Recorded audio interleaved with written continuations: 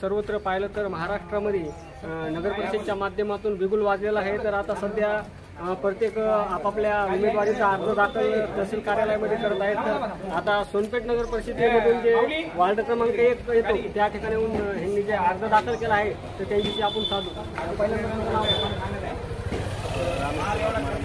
मध्ये विजय होईल आणि माझ्या सर्वसामान्य जनतेचं काम मी माझ्या हाताने करेन आणि एक माझी प्रामाणिक एक इच्छा आहे की माझ्या सर्व प्रभाग क्रमांक 1 मधील जनतेला एकच विनंती आहे की आपण आजपर्यंत जे नगरसेवक निवडून दिले, आजपर्यंत जे देणार आहोत ते पूर्णपणे एकदम पैशाच्या जोरावर आणि काही आमिषाच्या जोरावर पूर्णपणे आजपर्यंत काम झालेलं आहे।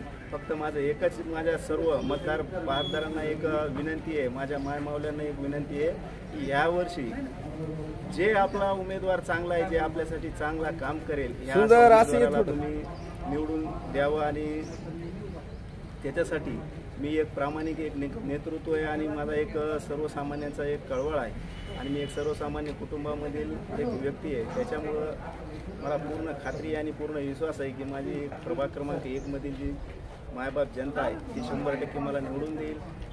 बरं, तुमच्या जे प्रभाग क्रमांक 1 येतो धेकेड हा वार्ड, त्या ठिकाणी तुमच्या मतदारांची संख्या किती माहिती आहे? 1430। बरं, तुमचा हे जे अजेंडा आता तुम्ही समाजामध्ये घेऊन जाणार आहात, एक असं बोललं जातं की तुम्हाला कोणीतरी पक्षाकडून उमेदवारी भेटणार होती पण तुम्हाला त्या पक्षाने डावललं, तुम्ही आहे ना तुम्ही आज स्वतःची भूमिका अपक्ष ही भूमिका घेतली आहे, तर निश्चितच तुम्ही त्यांचा तोडगा काढणार का? 100% मी 2011 पासून एक राष्ट्रवादी काँग्रेसचा कार्यकर्ता राजेशदादा विटेकर यांच्या नेतृत्वावर विश्वास ठेवून मी 2011 पासून माझ्या समाजकार्यामध्ये सुरुवात केलेली आहे आणि जो आज मला जे पक्षानं जे डावललेलं आहे पण याचं मी उत्तर त्यांना एक निवडणुकीच्या माध्यमातून आणि जनतेच्या विश्वासावर ठामपणे उभा राहून मी एक माझं काम आणि माझ्या सर्व मायबाप जनतेच्या विश्वासावर मी उभा टाकलेला आहे आणि मी त्यांना निवडणुकीच्या 3 तारखेला 100% ही जनता त्यांना उत्तर तर देणारच आहे। पण मी सुद्धा त्यांना एकच विनंती करेल की तुम्ही एक 2011 पासून जे तुमच्यासोबत जे कार्यकर्ता उभा होता तुम्ही त्या कार्यकर्त्याकडे दुर्लक्ष केलं आणि तुम्हाला काही एक पैशावाला जर कार्यकर्ता मिळाला तर तुम्ही एक सर्वसामान्यावर अन्याय होईल असं कधी वागणार नाहीत एवढी मला खात्री होती। पण आजपर्यंत जे बघत आलेलं आहात त्याच्यावर माझी एक अपक्षाची भूमिका जी आहे ही भूमिका ही ठाम राहील। तुमच्यासमोर जर पाहिलं तर रिंगणामध्ये धनदानगी आणि पैशावाले उमेदवार आणि ह्यांच्यासोबत कशा प्रकारे टक्कल देऊन तुम्ही आणि विजय होऊ शकता?